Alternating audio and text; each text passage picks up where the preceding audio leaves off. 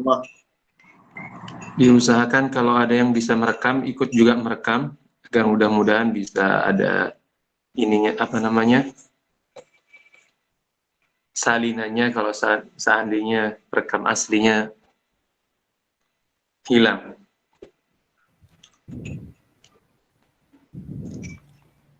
Oke, siapa yang mau membacakan? Kita mulai atau bagaimana ini?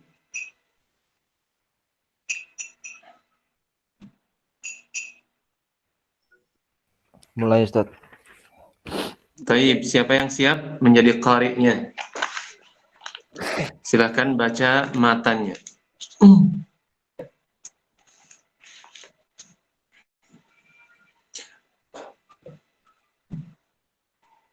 Monggo. Kemarin siapa yang baca atau siapa aja? Silakan baca matan waraqatnya.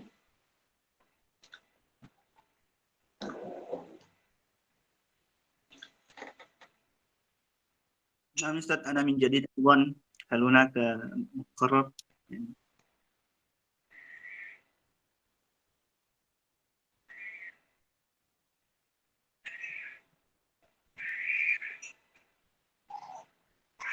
Asal wal makna al-asal wal far' wal fiqh, atau misalkan ada judul yang diletakkan oleh para muhaqqiq di atasnya itu tidak termasuk di antara ucapan muallif. Jadi kalau misalkan ada bismillahirrahmanirrahim fi bayani ma'na al-asal wal far' wal fiqh, ini bukan termasuk dari ucapan muallif. Sehingga para muhaqqiq membedakannya dengan ucapan muallif. Jadi ucapan muallif dimulai dari perkataannya hadhihi waraqat. Hadhihi merupakan isim isyarah dan musyar ilaihnya adalah waraqat. Waraqat jamak daripada waraqah yang kita artikan sebagai kertas. Waraqat merupakan jamak as-salamah, atau lebih spesifiknya dikatakan sebagai jamak muannas salim. Jamak as-salamah ini termasuk di antara jamak jumu'ul qillah, termasuk di antara jumu'ul qillah. Oleh karenanya para ulama mengatakan bahwasannya kalau dia termasuk jumu'ul qillah, maka kisaran angkanya antara 3 sampai 9. Jadi seolah-olah muallif ingin mengatakan kepada kita semua agar memberikan dorongan, juga memberikan motivasi bagi kita bahwasanya usul fikih ini nggak perlu kitab tebal-tebal banget katanya.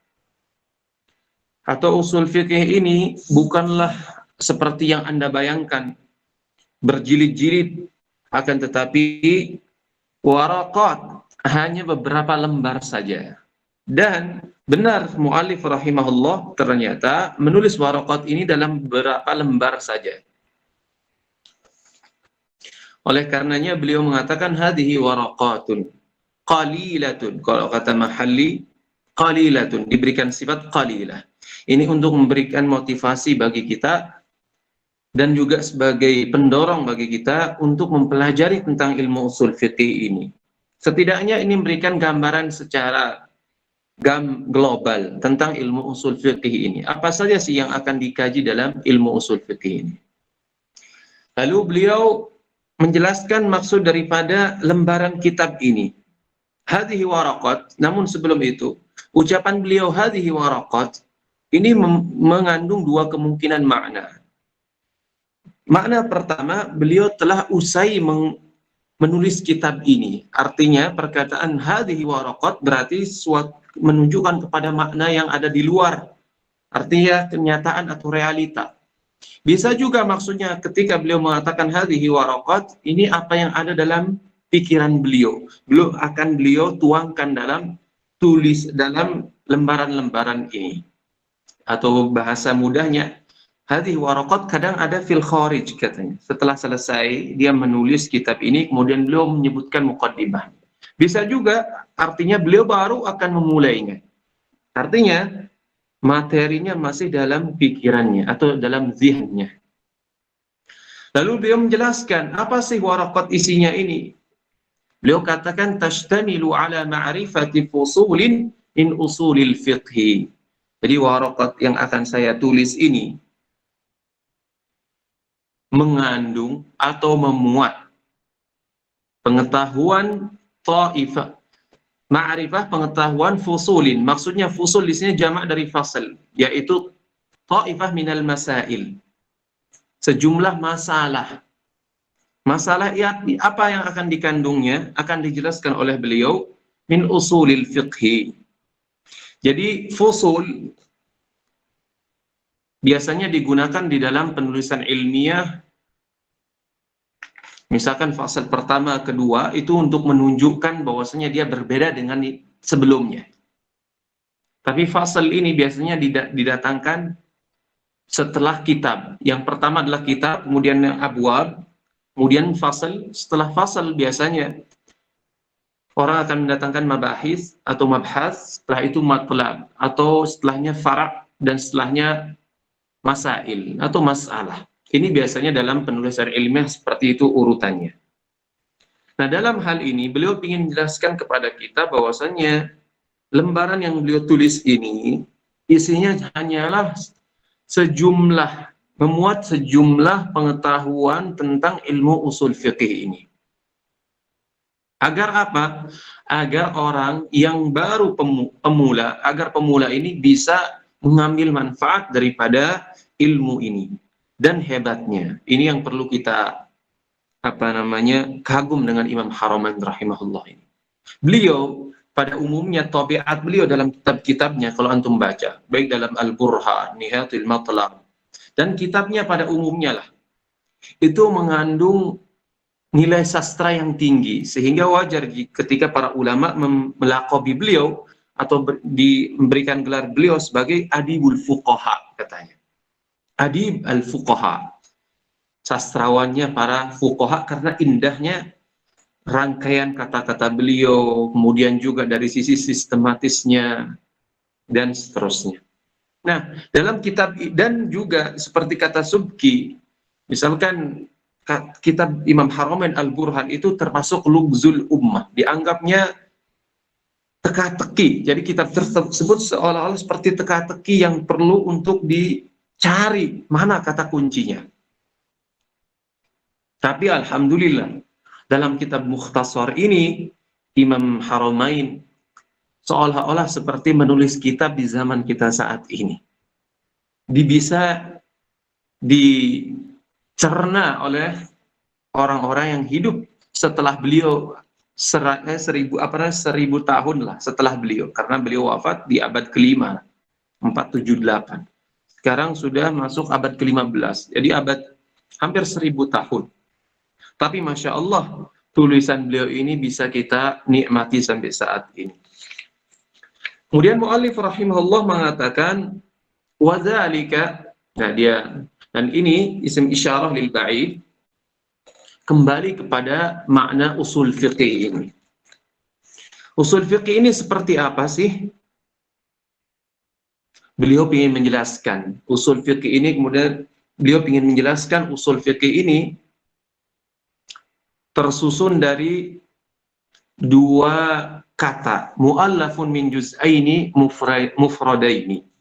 Beliau katakan mu'allaf, tersusun, ini artinya murakkab, bisa juga maknanya murakkab. Min juz'aini mufradaini.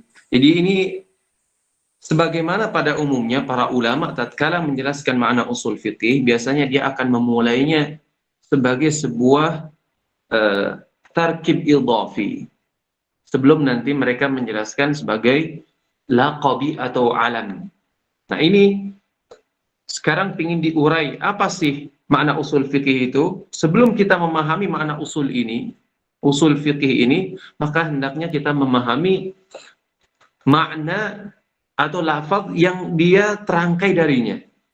Kata beliau mu'allafun min juz'aini mufradaini. Terangkai dari juz'aini, maksudnya adalah juz yang pertama adalah usul, juz yang kedua atau bagian yang kedua adalah al-fiqh. Mufradaini, mufrad di sini bukan lawan daripada jamak atau tasniyah.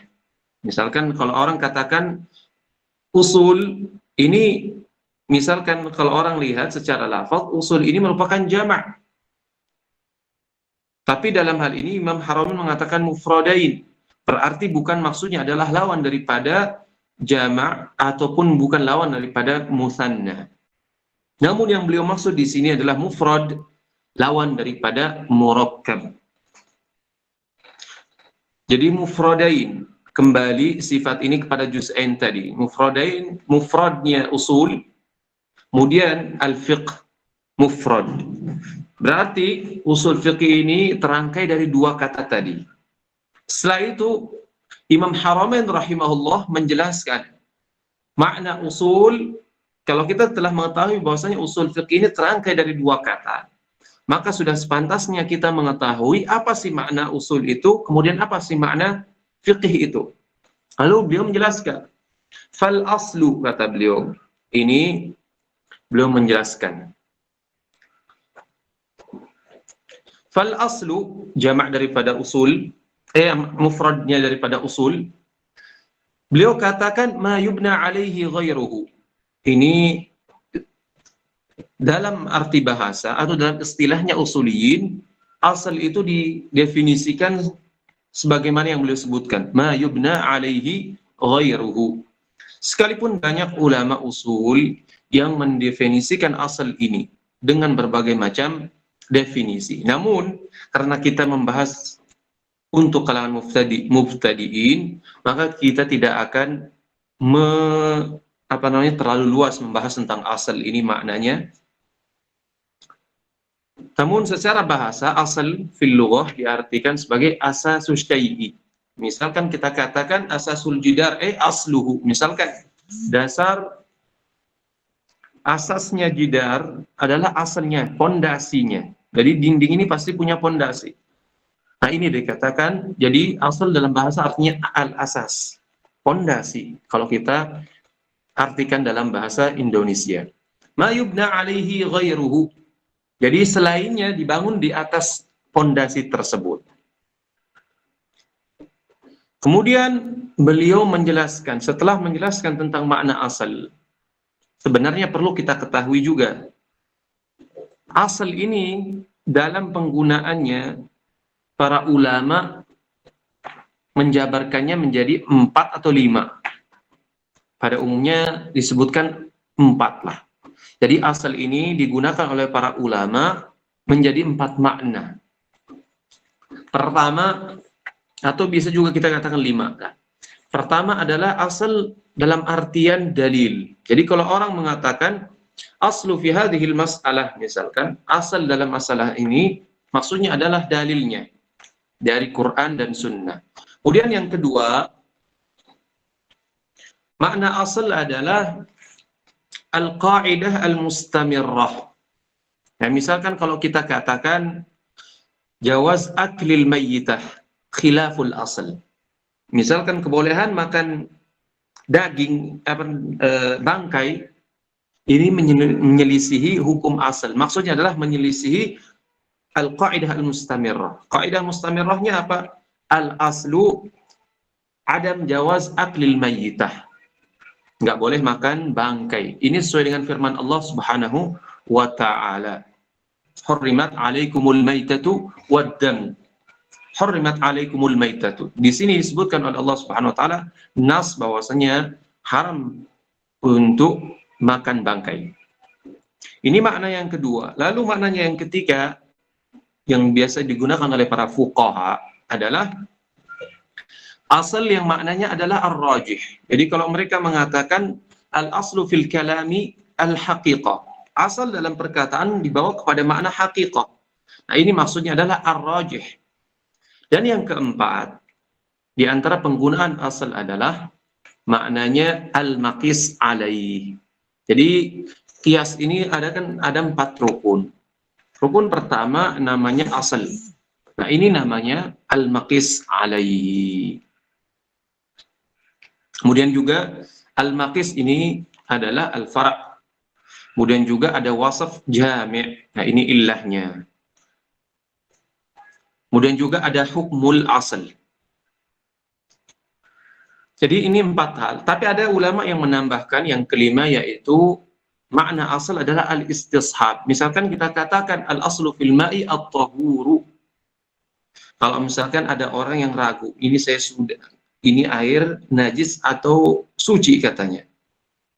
Dia ragu-ragu, maka kita katakan kalau seandainya tidak ada indikator apapun yang menunjukkan air ini berubah, maka kita katakan kepadanya al-aslu fil ma'i at-tahuru.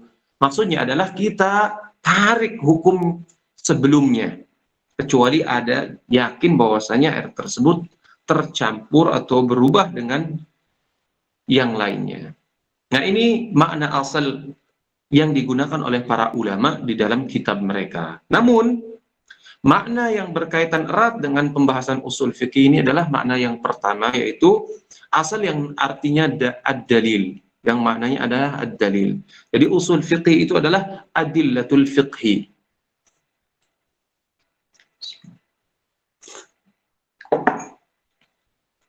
Kemudian setelah beliau menjelaskan tentang definisi asal ini, ma yubna alaihi ghairu, beliau juga menjelaskan tentang fara'. Jadi lawan daripada asal adalah fara', ma yubna ala ghairihi, yang dibangun kepada selainnya. Artinya fara' disebutkan ini, sebenarnya fara' ini tanpa disebutkan pun bisa dipahami dari ungkapan beliau sebelumnya, al aslu ma yubna alaihi ghairuhu.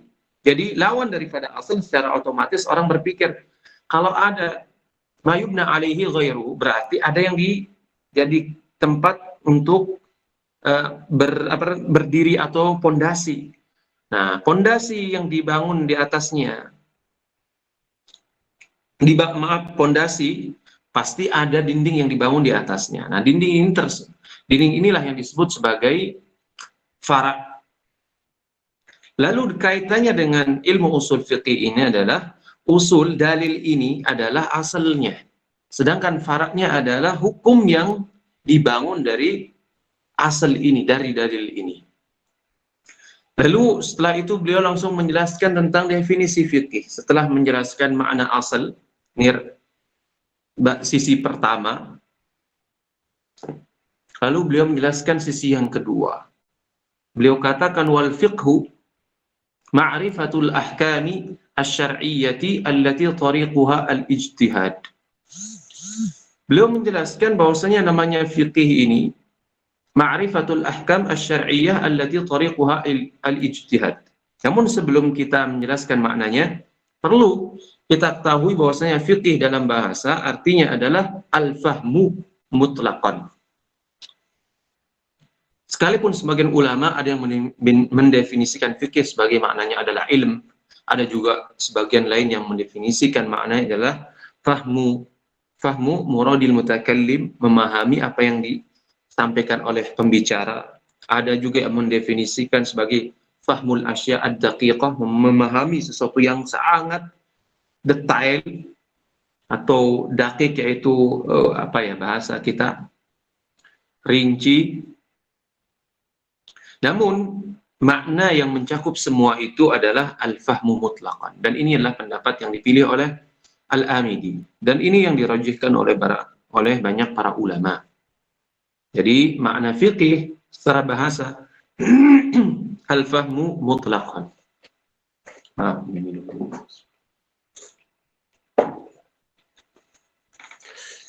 Lalu Imam Haramain rahimahullah menjelaskan makna fikih ini secara istilah. Beliau definisikan ma'rifatul ahkami asy-syar'iyyati allati tariquha al-ijtihad. Ma'rifah di sini maksudnya adalah al-idrak, mutlaqul idrak. Yaitu mengetahui. Lalu mengetahui apa? Kalau kita lihat ma'rifah, misalkan dia berhenti di sini, atau misalkan sebagian ulama mendefinisikan fikih sebagai al-ilmu misalkan.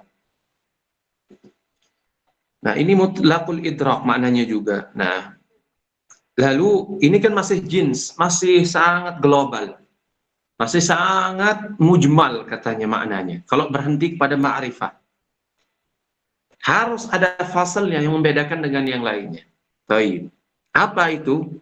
Al-ahkam asy-syar'iyyah. Jadi ma'rifatul ahkam asy-syar'iyyah. Kalau seandainya Imam Haramain berhenti di sini, mendefinisikan fikih sebagai ma'rifatul ahkam asy-syar'iyyah, mengetahui hukum-hukum syar'i, maka orang akan mengatakan, artinya fikih ini mencakup segala banyak ilmu, bukan hanya sebatas fikih yang bentuknya amaliyah saja katanya. Namun mencakup juga tentang akidah, karena akidah termasuk di antara hukum syar'i.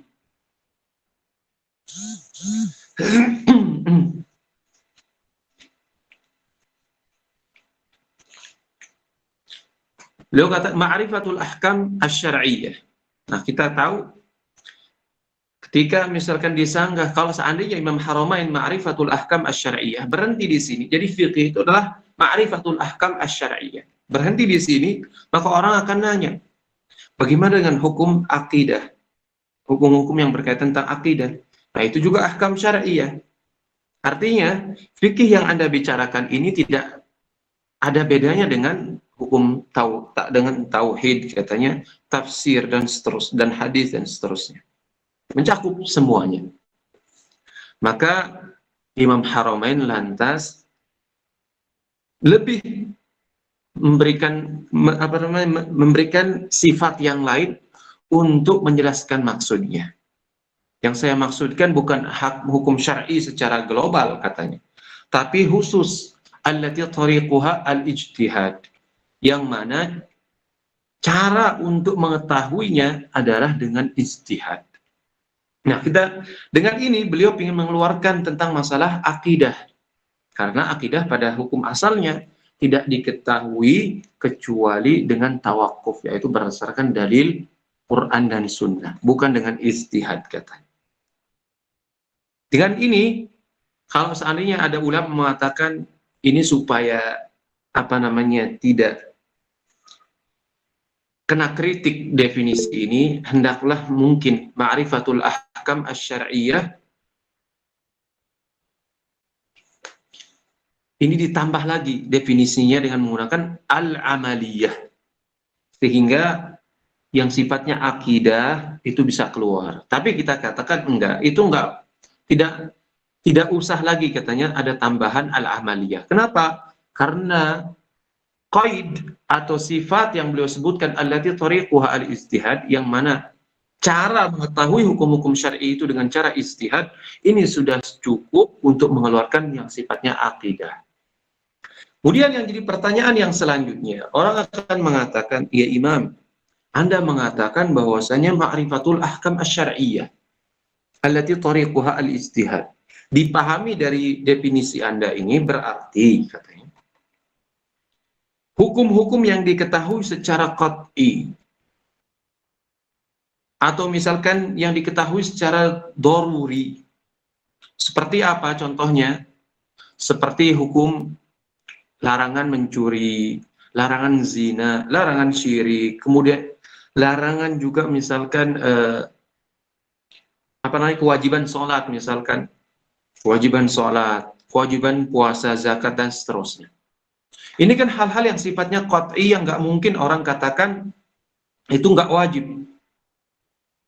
Nah, ini bagaimana? Apa berarti dari definisi yang disebutkan oleh Imam Haramain ini, hal-hal yang demikian tidak dikatakan fiqih.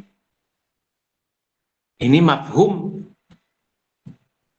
dari definisi yang dikemukakan oleh Imam Haramain ini. Jadi hal-hal yang tadi yang diketahui dengan secara qat'i atau yang maklum minad-din, diketahui dari agama ini dengan darurah, artinya tidak bisa kita tolak, otomatis seperti itu, tidak masuk dalam definisi Imam Haramain ini.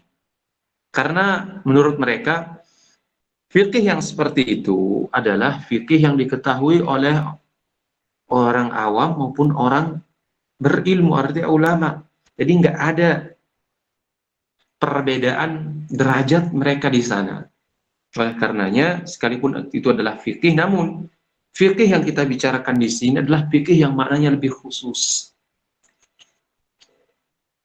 Kemudian ada lagi yang bertanya, Wahai imam, engkau menjelaskan bahwasanya ma'rifatul ahkam asy-syar'iyyah. Nah, berarti maksud dari ahkam asy-syar'iyyah ini, engkau sifati hukum di sini dengan asy-syar'iyyah. Berarti maksudnya dipahami dari yang engkau sebutkan adalah hukum-hukum yang sifatnya nahwiyah, misalkan yang sifatnya nahwu, misalkan fa'il marfu' atau misalkan maf'ul mansub. Ini kan ahkam nahwiyah, hukum-hukum nahwu. Berarti nggak masuk. Oh iya. Lalu ahkam syar'iyah ini yang keluar juga sifatnya adalah akliyah. Jadi hukum-hukum akal. Contohnya misalkan kalau kita katakan al-kullu akbaru minal juz'i.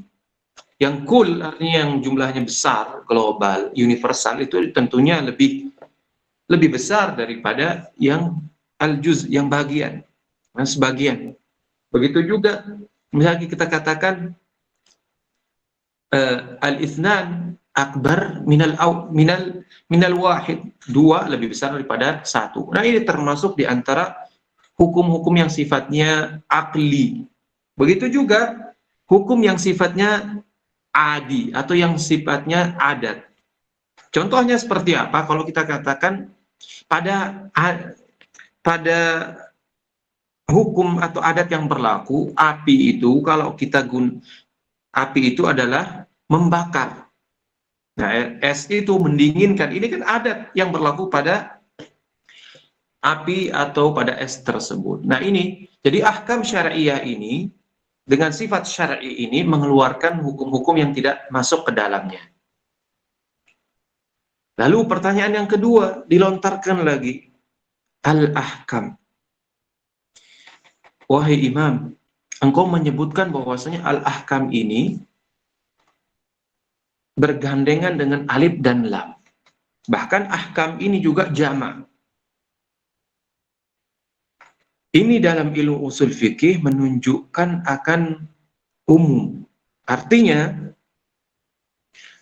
seseorang baru bisa dikatakan faqih kalau dia mengetahui seluruh hukum syar'i. Dan ini mustahil, belum pernah ada.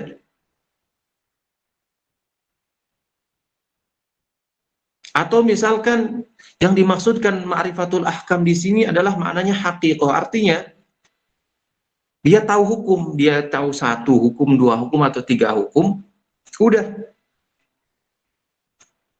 Dia bisa diberikan gelar atau julukan sebagai seorang yang faqih.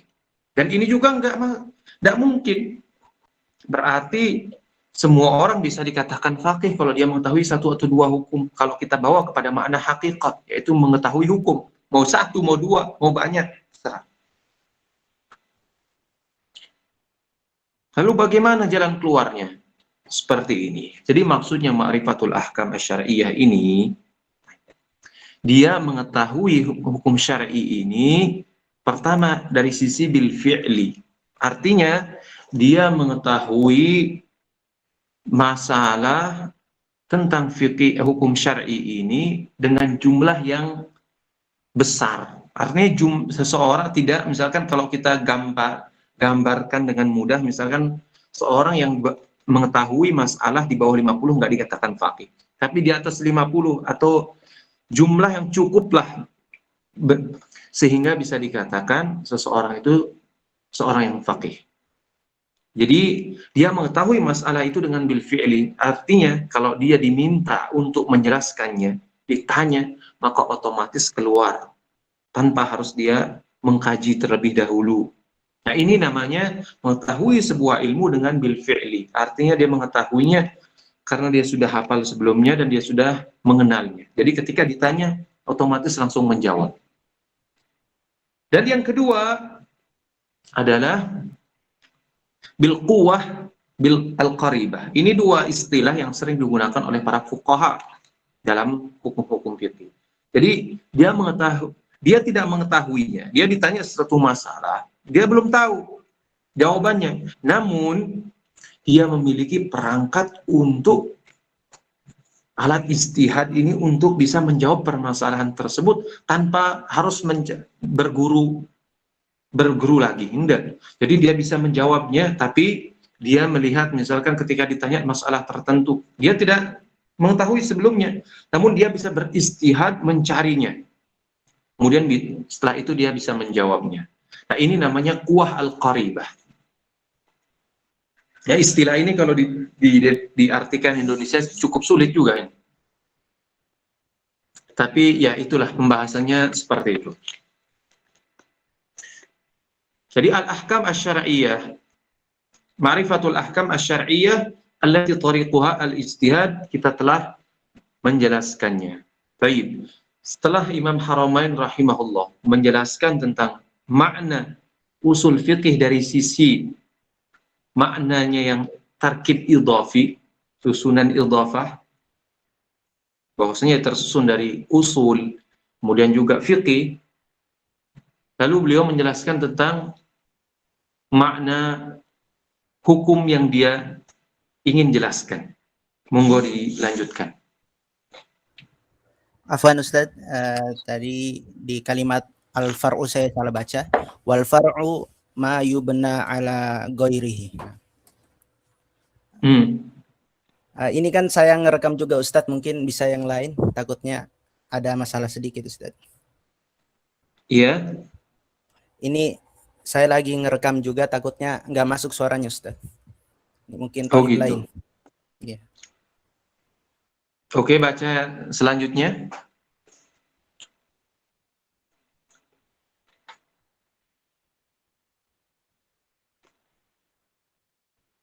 Maaf, al-qari.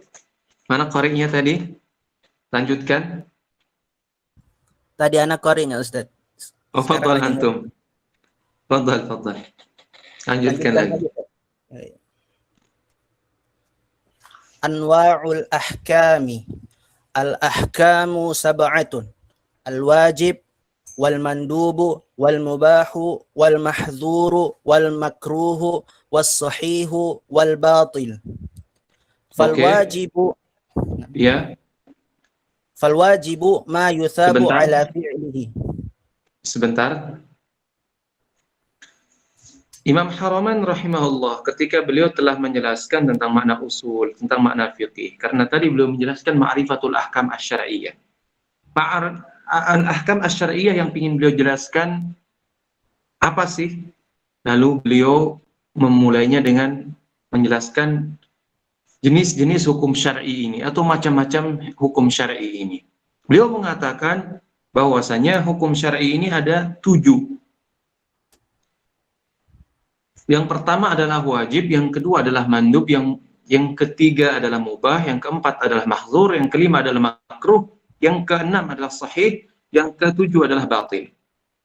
Di sini Imam Haramain rahimahullah tidak menjelaskan sebagaimana pada umumnya para usuliyin, yang mana mereka membagi hukum ini menjadi 2 bagian, yaitu hukum taklifi dan hukum wad'i. Hukum secara bahasa artinya atau fil lughah artinya adalah al-man'u, mencegah. Ini maknanya. Adapun secara istilah hukum artinya isbatu amrin li amrin au nafyihi anhu. Menetapkan sebuah hukum karena hukum yang lain untuk perkara lain. Begitu juga menafikan perkara tertentu, sebuah perkara dari perkara yang lain. Contohnya isbatu amrin li amrin, misalkan menetapkan suatu perkara untuk perkara yang lain. Misalkan kalau kita katakan, kita isbat, misalkan Muhammad qaimun atau Muhammad katibun. Muhammad adalah katib. Kita isbat bahwasanya Muhammad ini seorang yang ahli kitabah, menulis.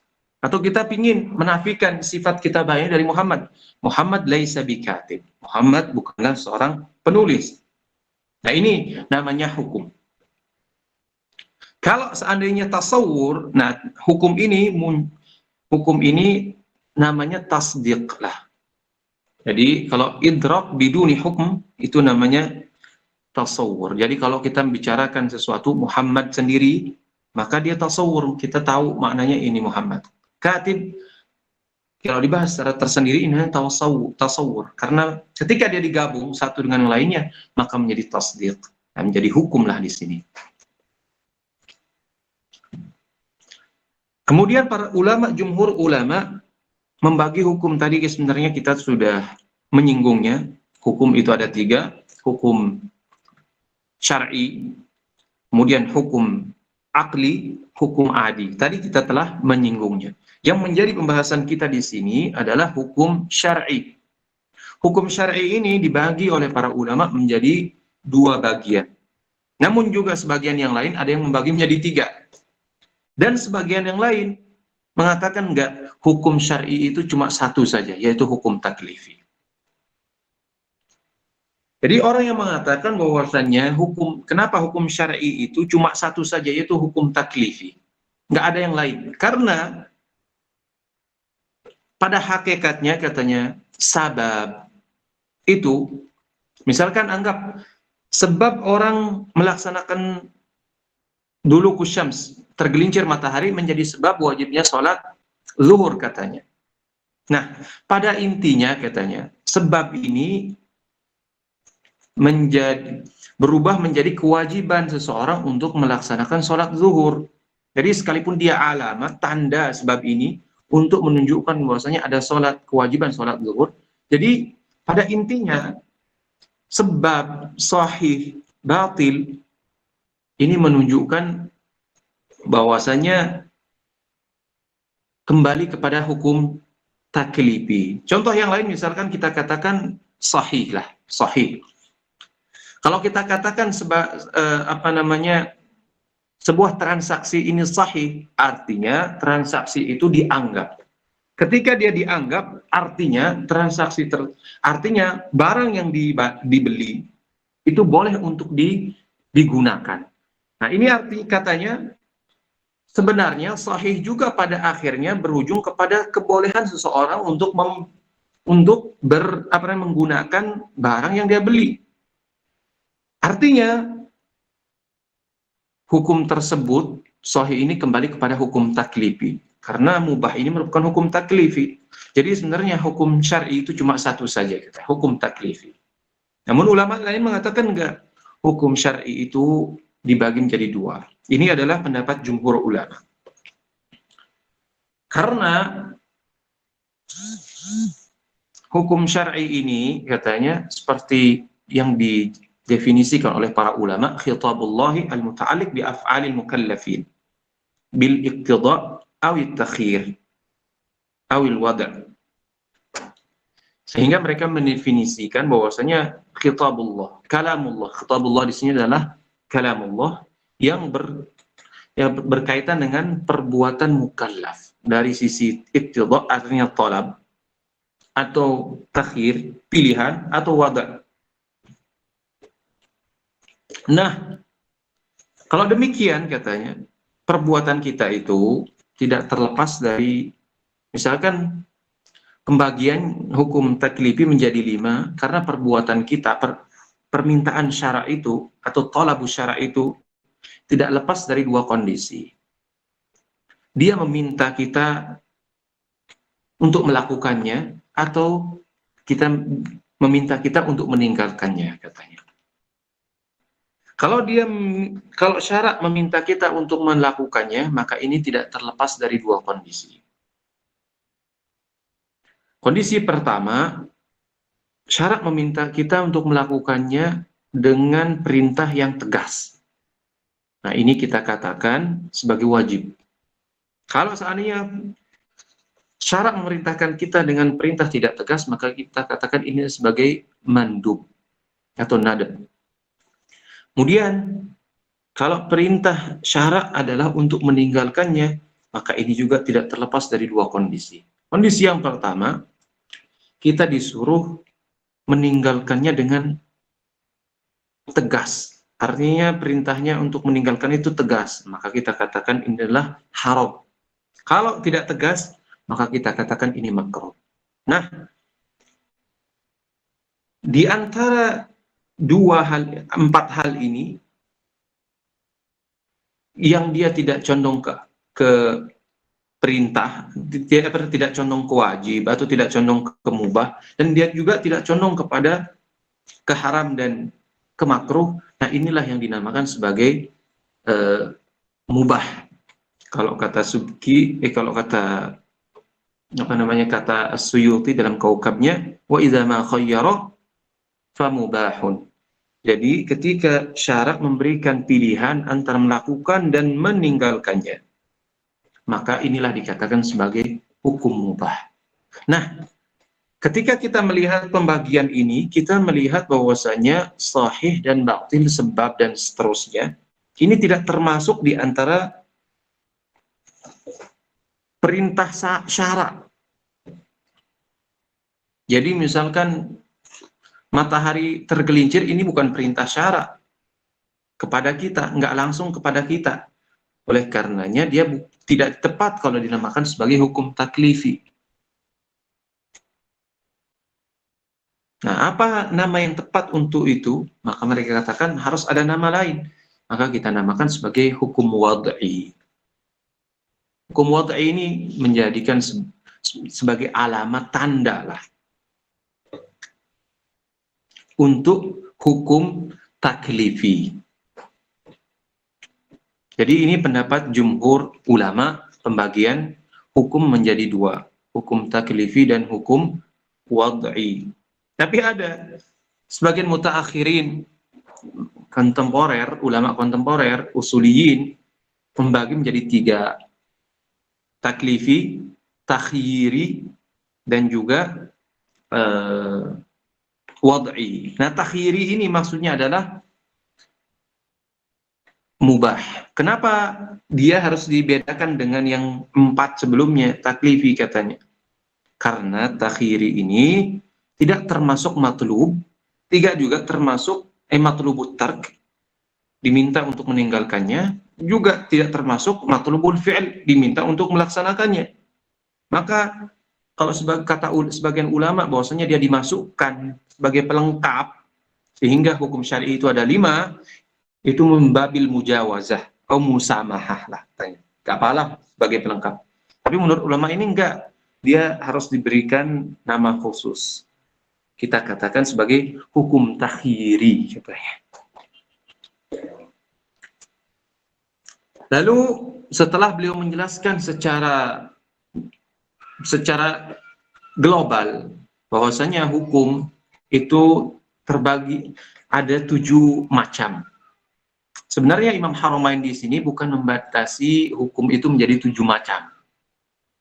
Barangkali karena beliau menulis kitab ini untuk para mubtadi'in. Jadi beliau setidaknya tasahul lah dalam mengungkapkannya. Karena dalam kitab beliau Al-Burhan, beliau sendiri membaginya menjadi 2 bagian. Jadi seolah-olah kita katakan misalkan anggap misalkan ma'rifatur ruwat lah, misalkan anggap ma'rifatur ruwah, mengetahui ruwat. Padahal kita ketahui ruwat itu ada 2 jenis. Misalkan dari laki-laki ada, atau misalkan perempuan juga ada. Seharusnya kan misalkan rawi itu ada laki-laki, juga ada perempuan. Misalkan dalam kita ingin menjelaskan atau ingin menuliskan tentang rijal al-hadis misalkan. Nah, beliau di sini menyebutkan secara global bahwasanya hukum syar'i itu ada 7. Mungkin karena ya sebagai untuk mubtadi, nanti kalau mereka sudah mengetahui secara global hukum syar'i ini, maka nanti ketika mereka sudah lebih tinggi, mereka akan mengetahuinya lebih luas lagi. Dan hukum syar'i ini terbagi menjadi 2 secara umum. Hukum syar'i yang berkaitan tentang muamalat dan hukum syar'i yang berkaitan tentang ibadat. Jadi seolah-olah mungkin barangkali wallahu alam, sebagaimana sebagian syurrah atau sebagian pensyarah menyebutkan bahwasanya hukum syar'i ini dia tidak lepas dari 2 kondisi. Kondisi pertama, dia berkaitan tentang muamalat. Yang kedua, tidak berkaitan tentang muamalat. Nah, yang berkaitan tentang muamalat ini tidak terlepas dari dua hal saja katanya, yaitu sahih dan batil. Adapun yang selain daripada muamalat artinya berkaitan tentang ibadat, gak lepas daripada 5 hal saja, yaitu wajib, mandub, mubah, mahdzur, dan makruh. Monggo, lalu kemudian beliau menjelaskan secara rinci definisi dari setiap hukum syar'i ini. Silahkan dilanjutkan kembali. فالواجب ما يثاب على فعله ويعاقب على تركه والمندوب ما يثاب على Al-wajib, Imam Haramain rahimahullah memulainya dengan al-wajib. Al-wajib dalam bahasa maknanya adalah as-saqit, artinya jatuh. Dalam Al-Quran, فَإِذَا وَجَبَتْ جُنُوبُهَا, ketika hewan kurban ini jatuh. Badannya.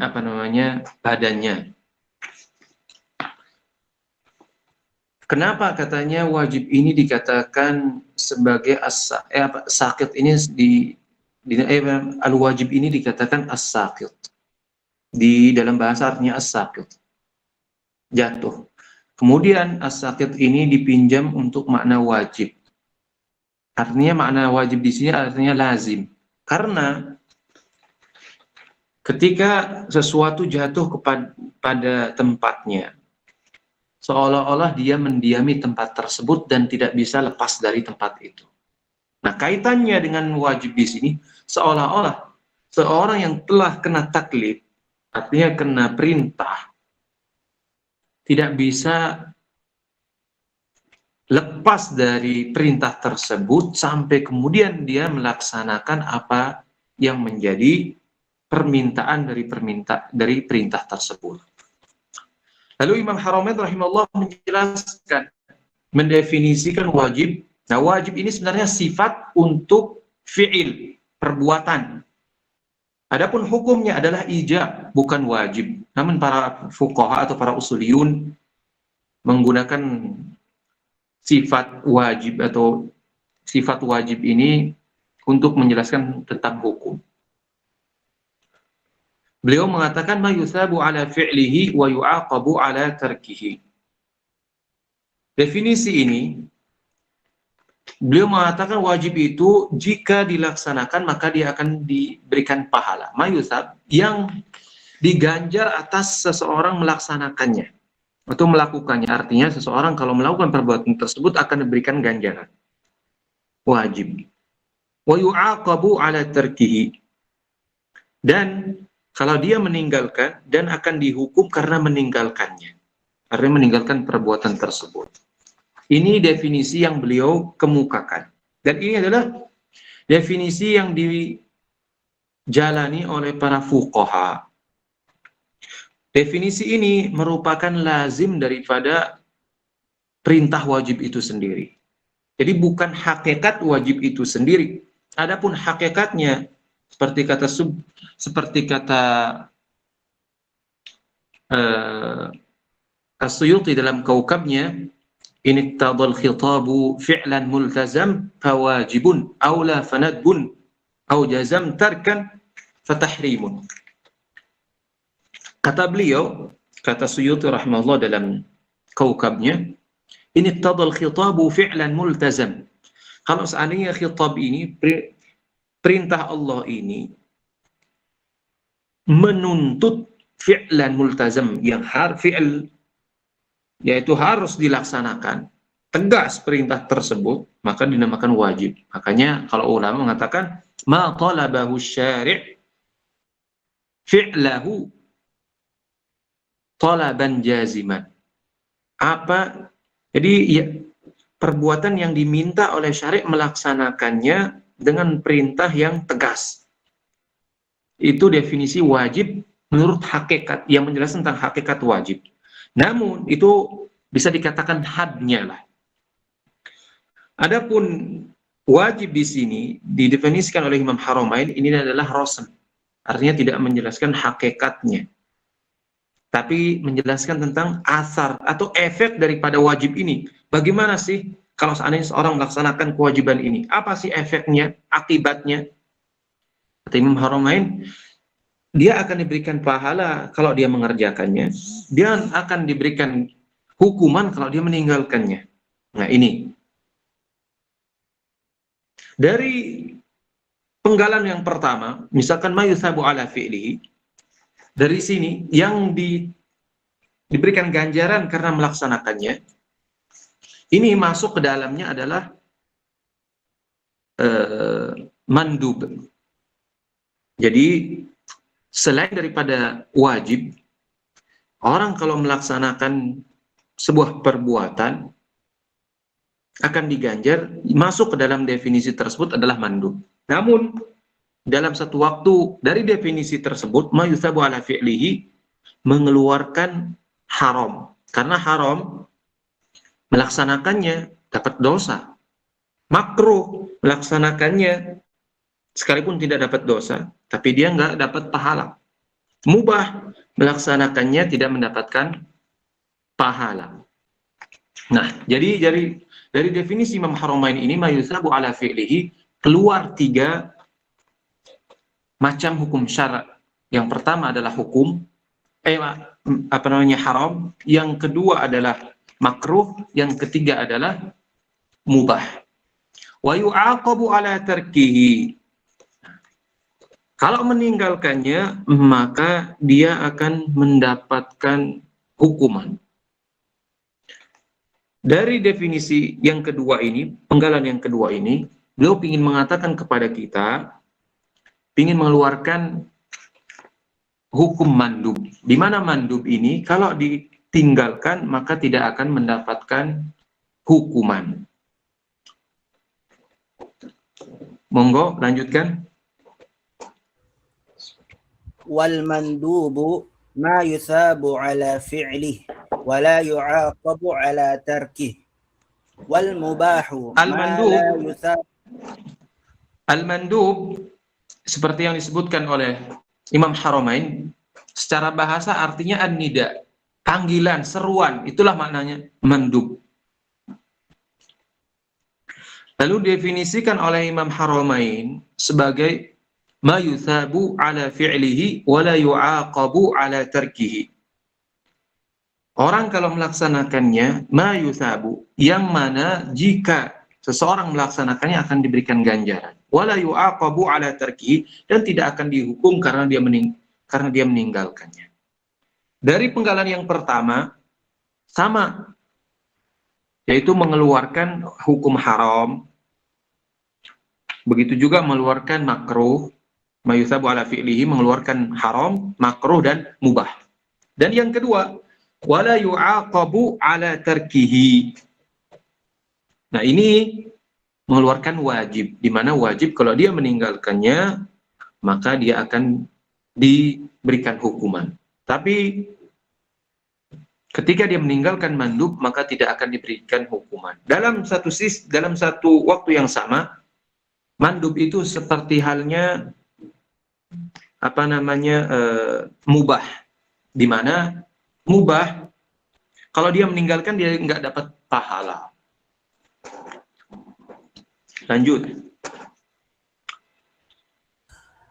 Wal mubahu ma la yusabu ala fi'lihi wa la yu'aqabu ala tarkihi. Wal mahdhur mubah artinya al-muttasa'. Al-muttasa' artinya luas, mencakup lah, mubah. Muttasa' artinya kita agak leluasa untuk melakukannya, melakukan maupun tidak. Konsekuensinya seperti apa? Beliau menjelaskan secara istilah, maknanya adalah ma la yuthabu ala fi'lihi, yang mana tidak akan diberikan ganjaran kalau seorang melakukannya. Kemudian seseorang juga tidak akan diberikan hukuman karena meninggalkannya. Nah, dari definisi ini, ma la yuthabu ala fi'lihi, ini keluar daripada haram karena ma la yusabu ala fi'lihi. yang mana kalau mengerjakannya tidak akan diberikan ganjaran. Berarti ini keluar wajib, di mana kalau wajib dia akan mendapatkan pahala. Begitu juga mandub, ketika dia mengerjakannya maka mendapatkan pahala. Wala yu'aqabu ala tarkihi. Kalau dia meninggalkannya tidak akan diberikan hukuman. Dalam hal ini dia sama dengan al-mandub. Kemudian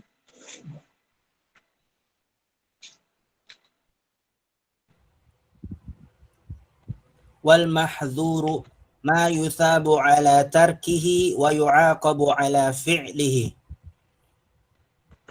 al-mahdzur, al-hadzru artinya sama lawan sinonim daripada kata al-muharram.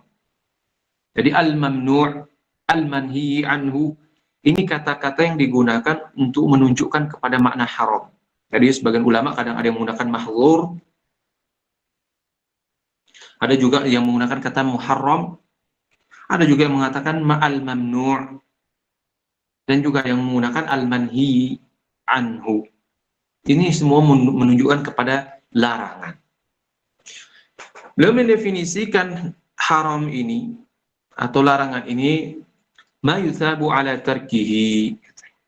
Kalau orang meninggalkannya mendapat pahala. Nah, ini berarti keluar wajib. Kalau wajib ditinggalkan mendapat dosa. Beda dengan mahdzur. Kalau dia meninggalkan maka dapat pahala. Tapi dengan syarat. Seorang meninggalkan sesuatu yang haram, dia bisa mendapatkan pahala dengan syarat, yaitu harus diniatkan. Karena Nabi SAW mengatakan, innamal a'malu binniyat. Bahwasanya amal itu bergantung pada niat seseorang. Oleh karenanya, haram mesti ketika dia meninggalkannya harus dibarengi dengan niat. Wa yu'aqabu ala fi'lihi. Nah, ini lawan daripada wajib atau mandub ataupun makruh dan mubah. Di mana wajib itu kan yusab ala fi'lihi, sedangkan haram diberikan hukuman atas kalau dia melakukannya. Jadi wa yu'aqabu ala fi'lihi, dihukum karena melakukannya, keluar dari bagian kedua ini atau penggalan dari bagian yang pertama tadi, berarti wajib, di mana kalau orang melaksanakan akan dapat pahala. Begitu juga mandub, orang yang melaksanakan dapat pahala. Atau mubah, orang yang melaksanakannya juga tidak mendapatkan hukuman. Begitu juga makruh. Makruh sekalipun meninggalkannya lebih utama, tapi ketika dia melakukannya tidak diberikan hukuman. Monggo. Wal makruhu ma yusabu ala tarkihi wa la yu'aqabu ala fi'lihi. Makruh al-karaha. Nah, makruh ini termasuk sebenarnya kalau kita lihat di zaman dahulu. Lafaz makruh ini seperti kata Imam Haramain, makruh ini kalau digunakan oleh para ulama terdahulu, bahkan kalau Asy-Syafi'i rahimahullah menggunakan kata akrahu, itu dibawa kepada makna haram. Karena misalnya dalam Al-Quran, kana sayyi'u 'inda rabbika makruha. Jangan dibawa kepada makna fiqhi, yaitu yang dilakukan tidak mengapa, ditinggalkan lebih utama. Jangan. Karena sebagian orang awam itu kadang mencampur adukkan atau menyamaratakan antara makruh yang sifatnya haram dengan makruh yang sifatnya yang tidak mengapa dilaksanakan, artinya tidak dihukum karena dia melakukannya, sekalipun meninggalkannya lebih utama. Nah, lafaz makruh ini bisa juga digunakan dalam makna haram. Tapi juga makna lafaz makruh ini digunakan untuk makna yang khusus, yaitu ketika dia melakukannya maka tidak dihukum, tapi ditinggalkan itu lebih utama. Supaya dapat pahala, maka dia harus meniatkan apa yang dia tinggalkan tersebut.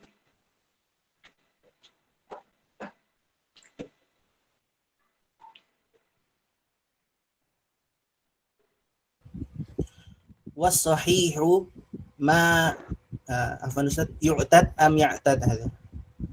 Ma yu'taddu. Ma yu'taddu bihi wa yata'allaqu bihi an-nufudh. Was-sahih, sihhah. Imam Haramain rahimahullah mendefinisikan sahih, ini ada beberapa cetakan yang beda-beda memang. Ada yang mendahulukan ma yu'taddu bihi, ada yang mendahulukan ma yata'allaqu bihi an-nufudh wa yu'taddu bihi. Ala kulli hal, sahih didefinisikan oleh Imam Haramain ma yata'allaqu bihi an-nufudh. Kalau dalam cetakan saya mendahulukan ma yata'allaqu bihi an-nufudh. Yang berkaitan dengannya an-nufudh, yaitu tercapai. Maksudnya nufudh di sini adalah tercapai daripada hal yang diinginkan dari transaksi tersebut, atau tercapai maksudnya dari transaksi tersebut. Sebenarnya dengan satu bagian ini saja sudah cukup mendefinisikan sahih ini. Wa yu'taddu bihi, ini sama maknanya. Ma ta'allaqu bihi an-nufudh, yang dianggap, yang telah dianggap. Artinya tercapai maksud daripada transaksi tersebut. Contoh misalkan, sebuah pernikahan dianggap sah, artinya sahih, dihukumi sahih tatkala seseorang bisa mendatangi istrinya, menggauli istrinya. Artinya sah ketika seseorang telah dianggap sah akadnya, akad pernikahannya, maka dia telah sah untuk menggauli istrinya. Begitu juga dianggap sah transaksi seseorang, misalnya dalam hal jual beli, tatkala seseorang tersebut telah bisa menggunakan barang yang menjadi transaksi mereka. Artinya bisa memanfaatkan sesuatu yang menjadi transaksi di antara mereka. Nah, ini dikatakan hukumnya sahih. Jadi sahih ketika sebuah transaksi tercapai tujuannya, maka itu dikatakan sahih dan dianggap berdasarkan syariat. Sekalipun ini menurut fuqaha, tapi menurut mutakallimin mereka mendefinisikan sahih beda lagi. Mereka mendefinisikan sahih itu wasihhatul aqdi wat ta'abbudi wifaqu dzil wajhaini syar'a ahmadi, katanya. Definisi sehat sahih dalam hal ibadah maupun muamalah, katanya, tatkala ibadat maupun muamalah tersebut sesuai dengan syarat Nabi Sallallahu Alaihi Wasallam dari kedua sisi, baik dari sisi muwafaqahnya, kesesuaiannya, maupun dari sisi mukhalafahnya, maka itu bisa dikatakan sahih. Itu menurut kalangan mutakallimin, tapi bukan saatnya kita membahas tentang masalah itu. Kita cukupkan dengan apa yang ada di sini dulu. Nanti ketika sudah semakin berkembang, insya Allah nanti kita bahas apakah khilaf definisi ini termasuk lafzi atau maknawi. Nah, itu nanti mudah-mudahan tetap mengikuti dalam kitab Usul Fiqhi Sa'ul Faqih Jahlu. Nah, di sana itu lebih mendetail dan syarahnya juga lebih panjang. Kemudian batil.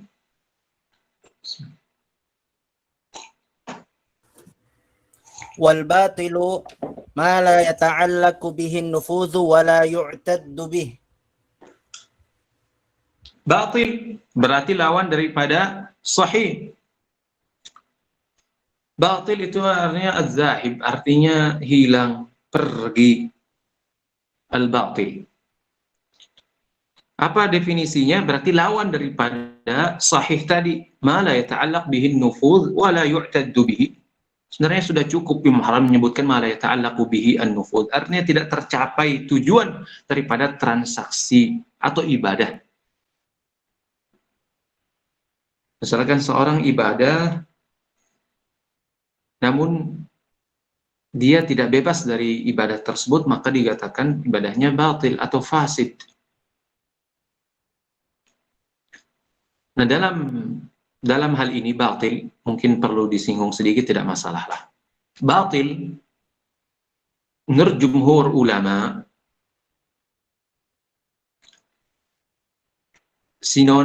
sama saja dengan al-fasid. Jadi sinonim, tidak ada perbedaan antara keduanya, sama saja. Namun menurut Hanafiyah, mereka membedakan antara fasid dengan batil. Fasid kata mereka, batil kata mereka. Jadi astagfirullah, batil itu jika ma syuri'a min aslihi. Jadi malam yusra' min aslihi. Memang tidak disyariatkan dari asalnya, dari dasarnya. Pada asalnya tidak disyariatkan. Contoh misalkan zina, misalkan zina memang tidak disyariatkan sejak asalnya, berdasarkan asalnya memang tidak disyariatkan menurut mereka. Sedangkan fasid ini dia asalnya ada katanya, tapi wasafnya ini, sifatnya yang melekat pada asal ini yang tidak disyariatkan. Contoh misal, kalau orang misalkan nazar pingin puasa di hari-hari yang dilarang untuk berpuasa. Misal dia puasa di hari tasyrik. Hari tasyrik itu dari tanggal 11, 12, 13 di Zulhijjah. Nah, menurut Hanafiyah, kalau dia berpuasa di tanggal 11, 12, 13 ini boleh. Akan tetapi puasanya fasid. Kenapa? Karena puasa dari sisi hukum asalnya masyru' katanya. Akan tetapi dari sisi sifat, karena ada dalil lain yang melarang untuk berpuasa di hari tersebut, maka dihukumi puasa itu adalah fasid. Oleh karena yang wajib dia mengqadha di hari yang lain. Tapi menurut jumhur, karena menyamakan antara fasid dan batil itu sama saja, tidak ada perbedaan katanya. Baik dia sifatnya, baik dia dari sisi asalnya disyariatkan asalnya maupun tidak disyariatkan, itu semuanya dikatakan batil atau fasid. Tidak masalah. Jadi misalkan kalau riba menurut Hanafiyah misalkan. Menurut Hanafiyah riba itu termasuk jual beli yang kalau nanti ada syarat yang ditambahkan sehingga dikatakan riba, maka secara asal jual belinya sah. Adapun syarat yang menjadikan jual beli itu riba, maka itu dihilangkan. Jadi misalkan kalau ada orang minjam, misalkan dia minjam 10.000, dikembalikan misalkan disyaratkan 11 atau 12.000. Menurut jumhur itu batil, riba, udah kosong, dianggap transaksi itu tidak sah. Menurut Hanafiyah sah. Adapun tambahan itu syarat dan tambahannya itu dihapuskan. Dan akadnya sah.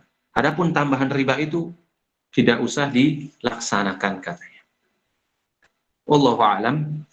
Mungkin sampai sini dulu pembahasan kita, dan insya Allah pada pertemuan yang akan datang kita, karena sudah cukup lama ini kayaknya, dibuka pertanyaan saja. Tanya Ustaz. Monggo. Ya, Pak. Monggo Ustaz. Assalamualaikum Ustaz. Waalaikumsalam warahmatullahi wabarakatuh. Tadi kalau tidak saya salah ini ya, al-aslu itu bisa bermakna dalil Ustaz ya? Iya benar. Yang disepakati itu kan dalil itu kan Al-Quran dan Sunnah. Nah, itu sudah ulama sudah tidak ada perbedaan gitu ya. Bagaimana dengan ijma, qiyas dan lain-lainnya itu yang kemudian sebagian berbeda pendapat. Kemudian yang kedua, Ustaz, mohon penjelasan ini Ustaz, tentang sunnah dan manduk. Ustaz.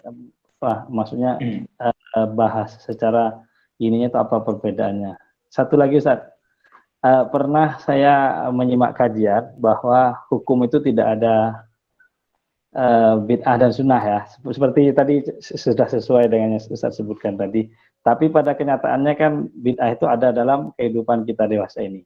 Terus bagaimana sebenarnya duduk perkaranya, duduk perkara tentang hukum yang sebagaimana saya ketahui tadi yang dijelaskan oleh Ustaz. Jadi saya bingung jadinya.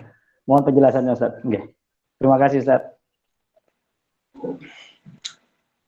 Ya, beliau menanyakan 3 pertanyaan. Pertanyaan yang pertama tadi berkaitan tentang apakah dalil yang disepakati itu Quran dan Sunnah.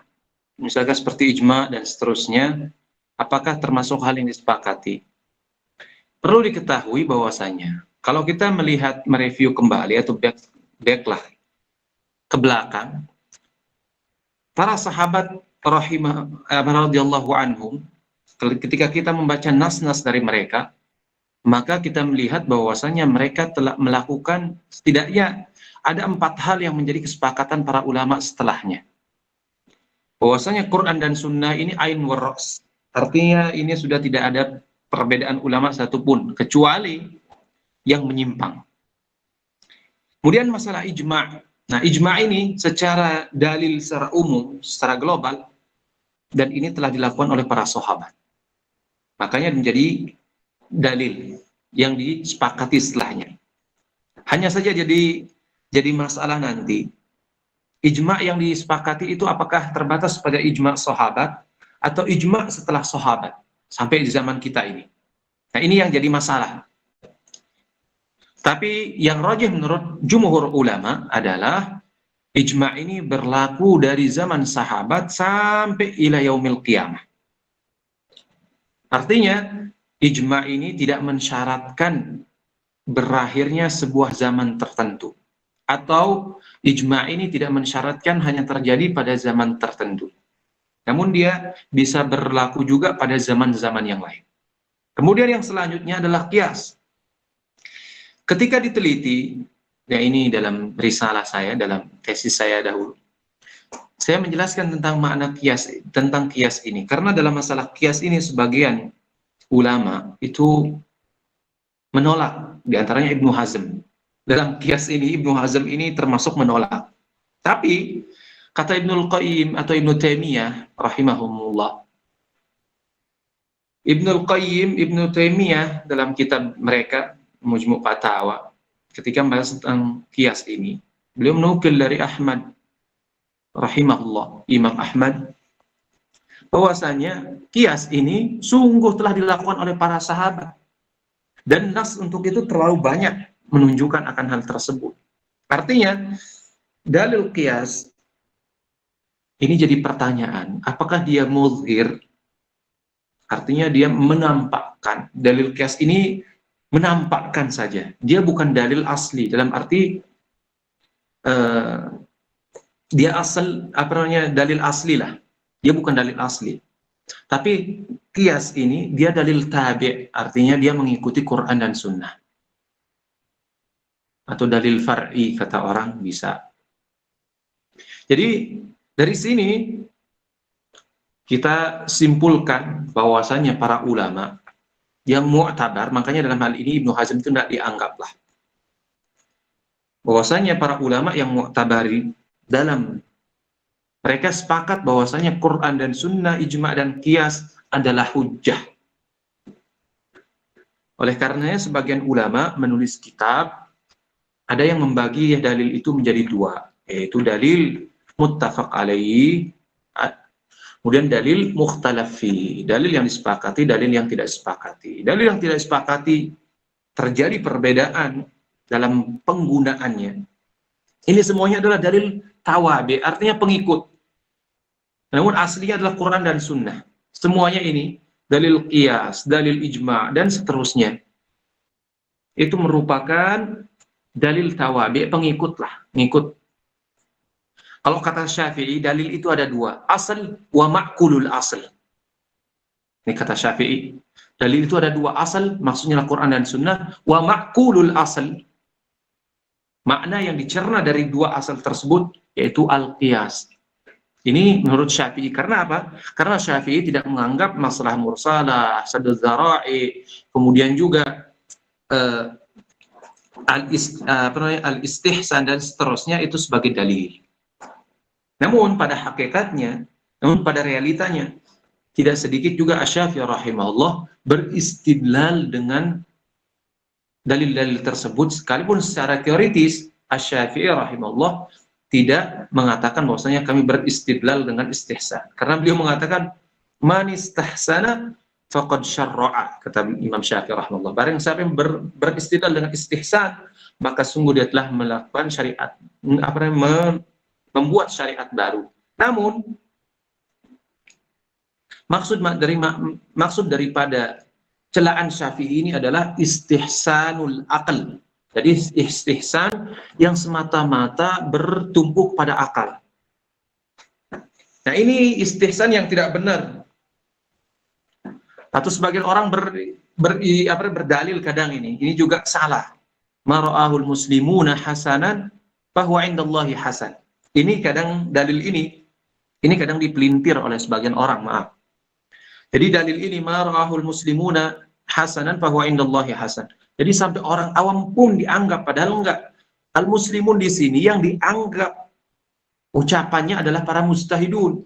Jadi misalkan kalau ada sebuah daerah, itu sudah kebiasaan katanya daerah ini melakukan ini dan itu, ya itu hasan indallah katanya. Padahal daerah yang lain kadang menolak, itu enggak benar caranya katanya. Jadi yang maksudnya adalah para mujtahidun. Marahul muslimuna hasanan itu maksudnya para mujtahidun yang beristihad, melihat dalil dan seterusnya ini baik, maka itulah yang karena istihad, kalau misalnya seorang mujtahid yakin itu adalah maksud daripada kemauan Allah, maka itu ada legalitasnya berdasarkan dalil. Ini yang pertama. Yang kedua, pertanyaan apa sih perbedaan antara mandub, sunnah atau dan seterusnya? Ada yang menarik perkataan Suyuti rahimahullah dalam hal ini. Beliau mengatakan dalam Kaukabnya, wan nadbu wa sunnatu wa tatawwu'u wal mustahabbu ba'duna qad nawwa'u wal khulfu lafdhi wa bisyuru'i la wa qala an-nu'man bala, katanya. Sebenarnya dalam dua bait ini ada beberapa masail. Yang pertama adalah nadab ini apa sih maknanya, katanya. Sunnah ini apa sih maknanya? Kemudian tatawwu' ini apa sih maknanya? Kemudian mandub apa sih? Mustahab apa sih maknanya? Kalau mandub udah kita ketahui tadi. Lalu di antara nama-nama mandub ini apa? Selain daripada mandub. Katanya as-sunnah. Nah, sunnah ini adalah sesuatu ma wadhaba alaihi Nabi sallallahu alaihi wasallam. Artinya yang dilakoni terus-menerus oleh Nabi sallallahu alaihi wasallam. Kemudian yang kedua, at-tatawwu', jadi wirid awrad allati yunshi'uha al-insan fi nafsihi atau li nafsihi, misalkan. Wirid-wirid yang dibuat oleh orang untuk dirinya. Misalkan dia kebiasaannya sholat dalam sehari 200-300 rakaat. Seperti Imam Ahmad misalkan, diriwayatkan beliau melaksanakan sholat itu sampai 300 dalam sehari. Ketika beliau dicambuk, setelah dicambuk sehari cuma bisa 150 rakaat dalam sehari. Itu sunnahnya. Baik. Kalau kita, Masya Allah, kita menjaga sholat dalam sholat sunat untuk rawatib saja kadang, waduh, lewat-lewat ya. Ini tatawwu' ataupun mustahab. Mustahab ini maksudnya adalah yang dilakukan oleh Nabi SAW marrah atau marratain, katanya. Ini dilakukan oleh Nabi SAW marrah marratain. Dilakukan oleh Nabi sekali atau dua kali. Setelah itu kadang ditinggalkan oleh Nabi SAW. Ini dikatakan mustahab. Namun kata kata As-Subki, begitu juga diikuti oleh Suyuti dalam nazamnya ini tadi yang saya sebutkan, itu khilafnya lafzi semuanya, katanya. Perbedaan makna secara khusus seperti itu sebenarnya semuanya beralih kepada satu makna. Suatu itu boleh ditinggalkan dan kemudian ditinggalkan, dan kalau tidak dilaksanakan dapat pahala. Artinya sekalipun namanya berbeda, dan itu terjadi perbedaan di kalangan dari kalangan Syafi'i, itu diisyaratkan oleh perkataan beliau, wa ba'duna qad nawwa'u. Yang kalangan Syafi'i sendiri itu ada yang berbeda di dalam memahami tiga hal ini. Kalau Malikiyah tentunya, Malikiyah mereka menyatakan berbeda antara nadab dan seterusnya. Bukan pada tempatnya kita untuk menjelaskan lagi lebih panjang tentang hal itu, insya Allah dalam kesempatan lain. Adapun yang terakhir, apa tadi ya?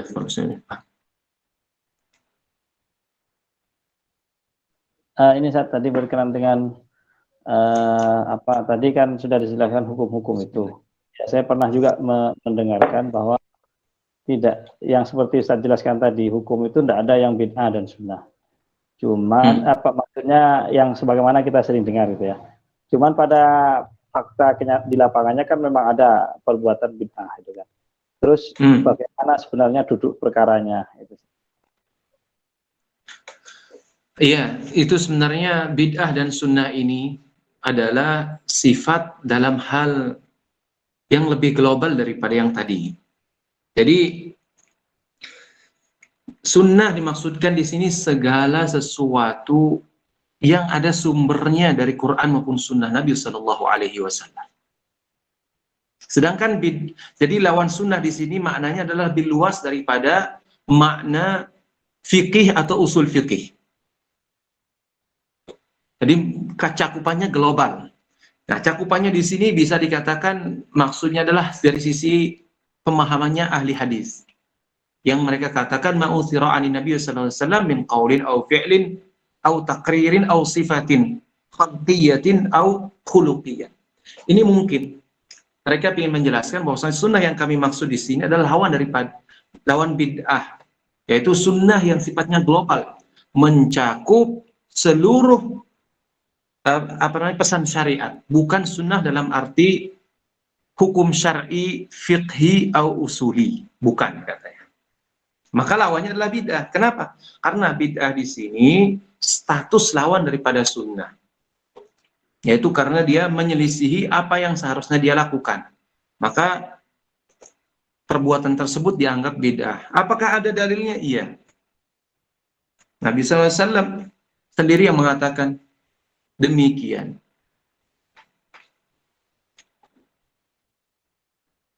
Fa inna kulla bid'atin dhalalah wa kulla dhalalatin fin nar.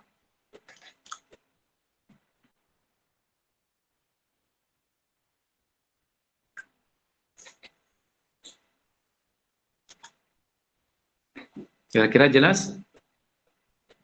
Baik, syukuran Ustaz. Afwan. Monggo yang lain. Izin bertanya Ustaz.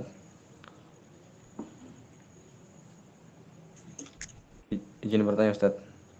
Monggo silahkan. Ustaz, pertanyaan cuma satu doang ya.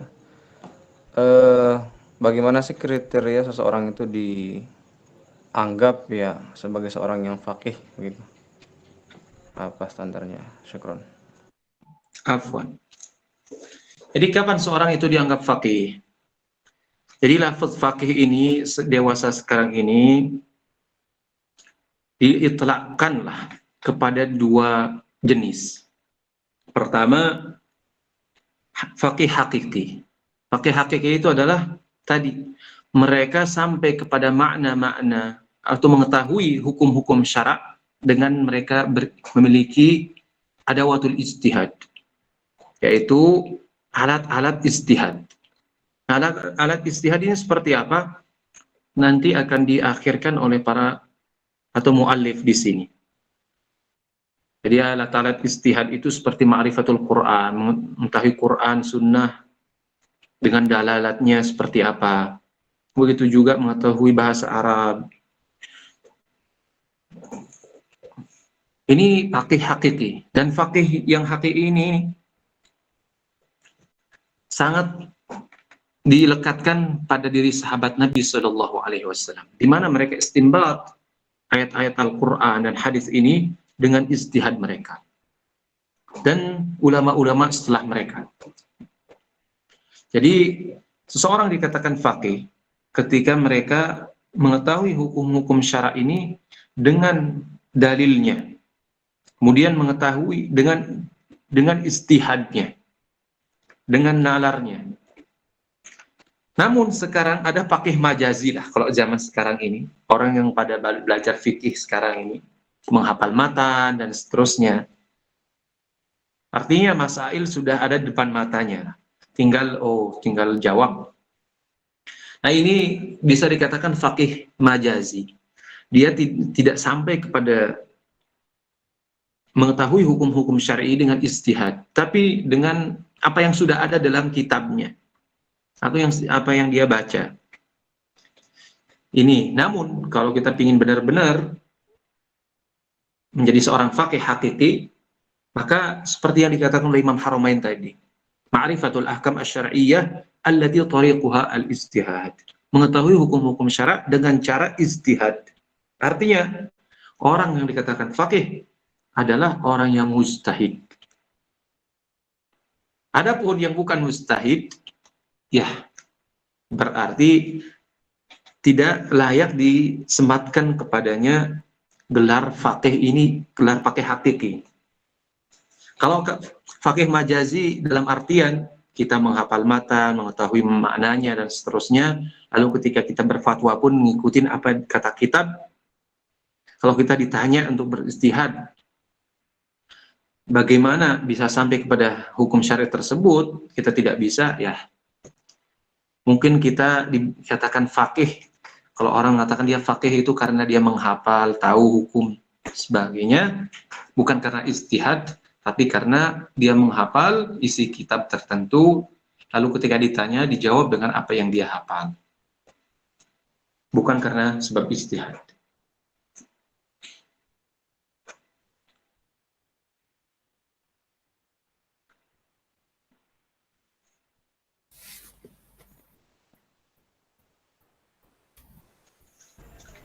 Monggo, ada yang bertanya lagi? Assalamualaikum Ustaz. Waalaikumsalam warahmatullahi wabarakatuh.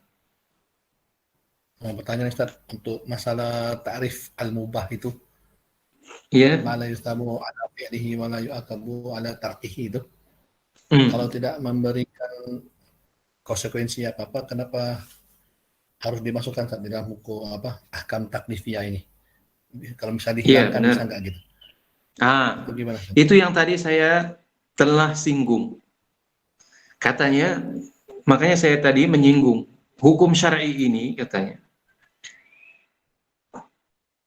kan dia matlub, diminta untuk melaksanakan, atau taklif itu kan sifat taklifi itu kan artinya talabu fihi masyaqqah atau ilzamu fihi masyaqqah, katanya, atau talabu fihi masyaqqah. Ilzama fihi masyaqqah ini maknanya lebih spesifik, artinya dia mengeluarkan mandub makruh. Tapi kalau orang mengatakan talabu ma fihi masyaqqah, al-matlub, sesuatu yang diminta itu lebih luas cakupannya, bisa mandub, makruh, masuk, di samping masuk juga wajib dan seterusnya. Nah, seperti mubah ini, dia tidak matlub, katanya, tidak matlub, tidak diminta ninggalin, enggak juga diminta ngerjain. Kalau dia dimasukkan dalam hukum taklifi ini kayaknya terlalu takalluf, katanya.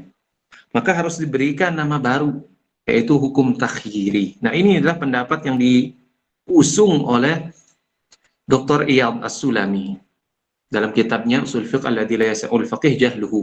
Nah, beliau ini yang mengusung seperti ini. Ini harus ada, katanya. Adapun ulama mengatakan itu masukkan mubah itu karena bentuk mujawazah, musamahah saja lah, supaya klop pembagiannya. Bahkan ada namanya martabatul afu.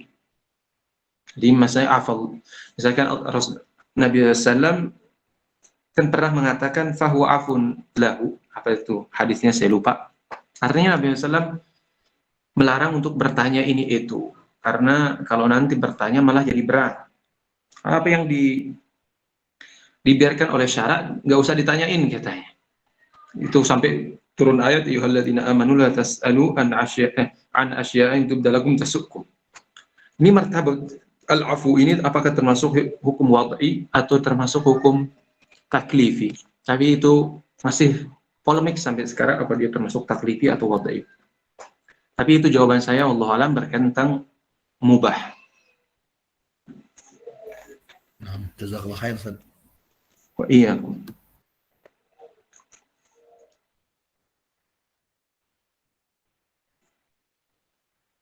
Adakah yang lain? Pertanyaan terakhir sebelum ditutup atau tambahan? Fadhal, fadhal Ustaz. Baik. Apa perbedaannya Ustaz itu antara haram dengan makruh tahrim? Kalau bisa dengan contoh-contohnya Ustaz. Jazakallahu khair. Wa iya. Nah, ini dalam jumhur ulama tidak membedakan antara makruh, semua dikatakan sama. Tapi Hanafiyah mereka membedakan antara makruh dengan makruh tahrimiyah dengan haram. Haram ini menurut Hanafiyah, jadi hukum dalam mazhab Hanafi itu terbagi menjadi 7. Fardu, wajib, kemudian mandub, kemudian haram, kemudian makruh tahrimiyah, kemudian makruh tanzihiyah, kemudian mubah. Nah, makruh yang dibicarakan oleh jumhur ini adalah makruh tanzihiyah pada umumnya. Adapun haram menurut Hanafiyah ini, ketika dia sabit dengan atau dia sumbernya adalah dalil qat'i. Ini haram menurut Hanafiyah. Misalkan contohnya, wala taqrabuz zina. Ini kan dalilnya sabit, sumbernya adalah qat'i, maka ini termasuk hukumnya haram. Tapi kalau seandainya hukumnya dari dalil yang sifatnya dhanni menunjukkan akan keharaman, maka itu dihukumi sebagai makruh tahrimiyah. Namun pada asalnya mereka sama, wajib untuk ditinggalkan. Kedua-duanya dia mengatakan dia bukan haram, dia tahrimiyah, namun konsekuensinya wajib untuk ditinggalkan. Hanya saja kalau seseorang meninggalkan sesuatu yang haram yang sifatnya qat'i, ini konsekuensi dinnya berbeda dengan yang sifatnya dhanni. Kalau yang qat'i, ini orang bisa ditakfir dalam konsekuensi Hanafiyah, karena dia menolak sesuatu yang jelas-jelas. Tapi kalau yang sifatnya dhanni katanya, ini masihlah mending, karena dijelaskan kepadanya paling jatuh-jatuhnya adalah dia dosa besar karena melakukan dosa. Begitu juga dalam hal fardu dan wajib menurut Hanafiyah.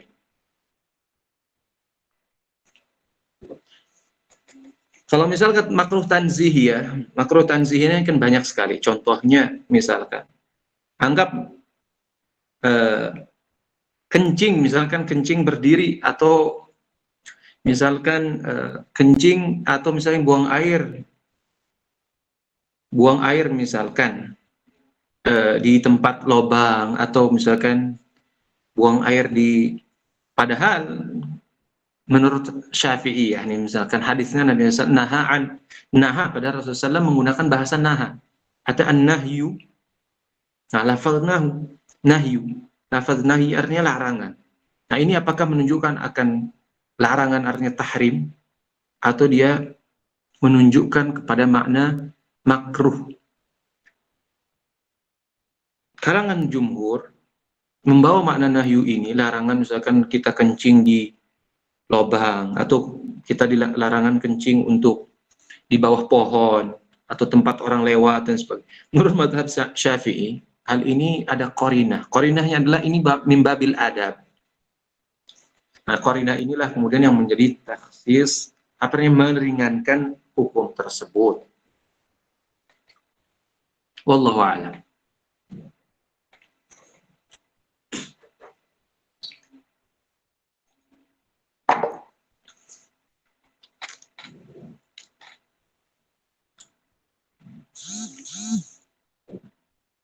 Adakah pertanyaan terakhir sebelum ditutup?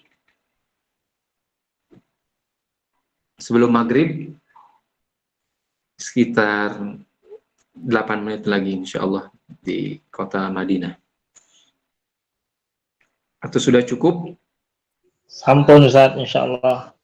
Insya Allah, jazakumullah khairan katsira atas kehadirannya, dan mudah-mudahan kita bisa istiqamah dan terus untuk tetap bisa mempelajari usul fikih ini walaupun dari ya sedikit demi sedikit, dan insya Allah mudah-mudahan bermanfaat ke depannya untuk diri kita dan juga untuk orang lain.